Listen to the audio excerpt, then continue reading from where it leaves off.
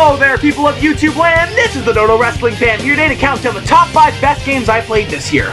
Now, I know I'm doing this early. Matter of fact, Christmas hasn't even come and gone yet. But I've literally played so many games this year and I've gotten into so many franchises that I just couldn't wait. Also, I just can't do the top 14 Organization 13 members because, well, to put it James Blunt, you're beautiful. I was just biting off more than I could chew, and if you know me, I can shove a lot of food in my gullet. But that's besides the point. So here they are, the top 5 best games I played in 2015. Cue the weird cutaway. Have you ever had a dream that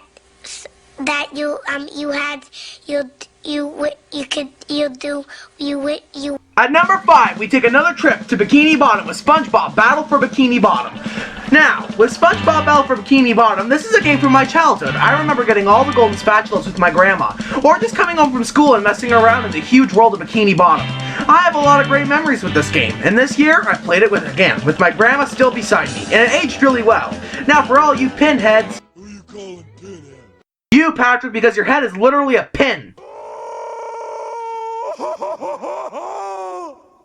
Battle for Bikini Bottom is a 3D platformer where you go to different areas of Bikini Bottom, like say Goo Lagoon, downtown Bikini Bottom, Jellyfish Fields, which I talked about in my last countdown, and many others, to collect golden spatulas. Golden spatulas work the same as Power Stars from Super Mario 64 or Jiggies from Banjo-Kazooie, as in the more you get, the more you can explore. The story is really silly as well. The basic synopsis is that Plankton creates evil robots to get the Krabby Patty secret formula from the Krusty Krab, but while making them, he breaks the switch downwards, which means disobey. So the robots wreak havoc on Bikini Bottom, and it's up to SpongeBob and pals to save the day. Whoever's the owner of the white sedan, you left your lights on. Patrick, I'm not old enough to drive. I don't understand why you're getting sad about that, but there we go, jeez. Anywho, Battle for Bikini Bottom is just a fantastic 3D platform that I'll always love. Play the game if you haven't, you won't regret it. At number 4, we have 2 games, and those would be DMC4 and DMC Definitive Edition. Let's talk about DMC4 first. Now, DMC4 was the first game I played from the main series. FYI, I played DMC beforehand, and I loved it. No, Internet, shut up! DMC's an awesome game, deal with it!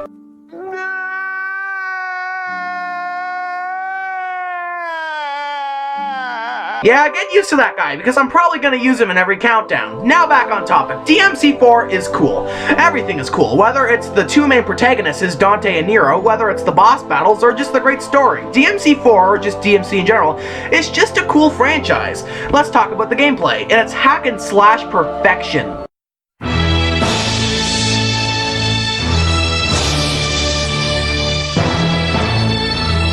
That's a joke that only fellow wrestling fans would get. But seriously, it's really good. The satisfaction of revving Nero's sword to unleash some serious pain, or being able to switch from all 4 of Dante's signature styles, being Trickmaster, Swordmaster, Royal Guard, and Gunslinger at once? It's all so fast and beautiful. By the way, the graphics are outstanding, one of the best looking games from last generation.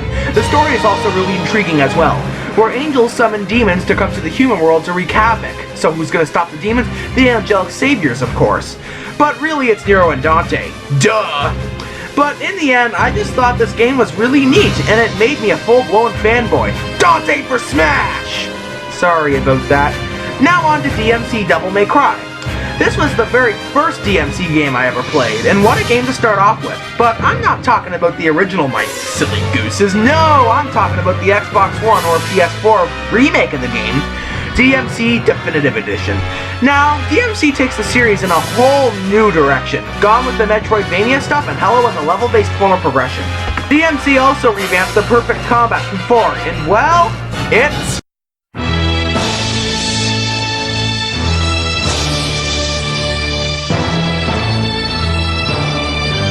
Also, this game features some of the best levels I've ever played in a video game. Mission 13, anyone? And how could I ever skip over the awesome bosses? Virgil, Bob Barbas, the thing that says, "Fuck you!" Hey, I didn't say that. Fuck you! These guys, keep it PG, God. Anyway, this game is just a joy to play, and it has a really ambitious story. I'm not gonna talk about it because I'll be here all day, and frankly, I have better things to do. But you get my point.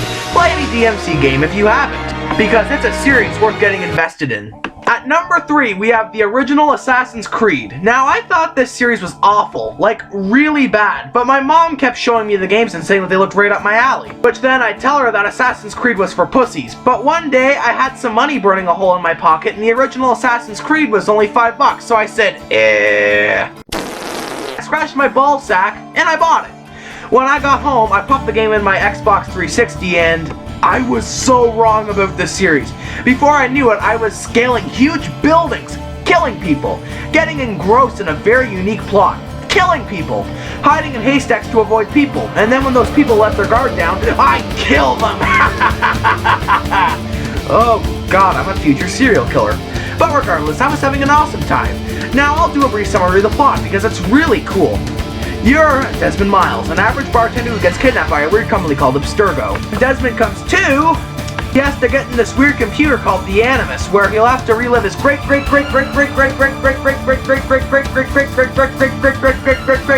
Shut up! Okay, fine.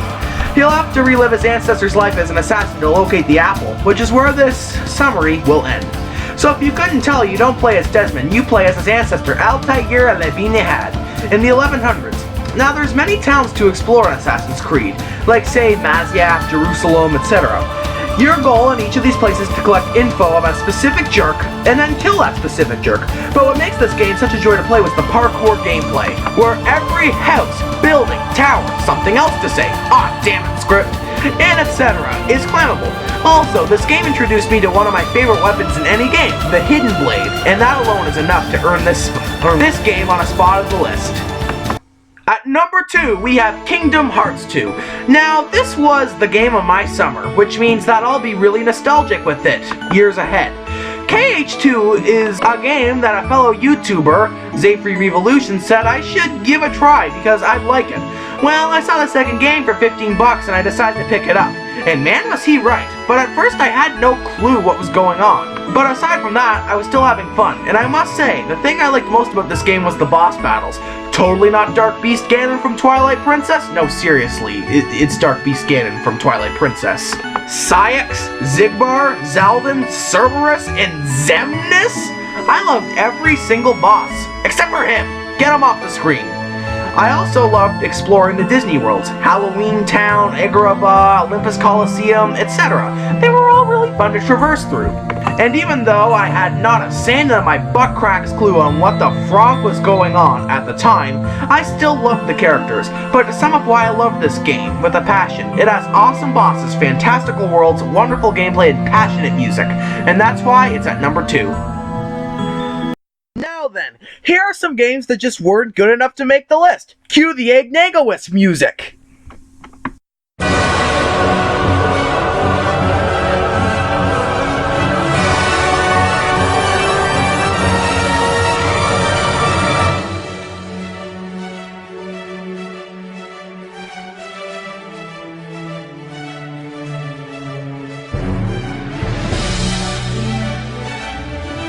At number 1, we have The Legend of Zelda, Majora's Mask. Now, I've gone on record that saying Sonic Adventure 2 is my favorite game of all time, but after this year, there's another game that's tied for my favorite game of all time list, and that's none other than Majora's Mask.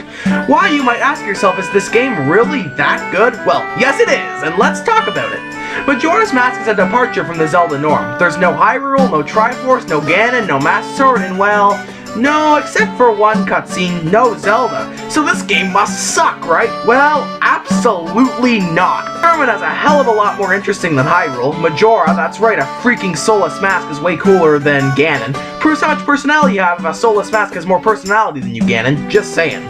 The masks are way cooler than the standard items because the masks change the gameplay completely and make the game more replayable because of it. And the story's the best in the series because it's darn to the point. You have 72 hours to save the world. Why only 72 hours? Because this thing's gonna come crashing down and kill everyone! Damn guys, let's get going! And how could I forget about the main gameplay mechanic, the 3-day timer?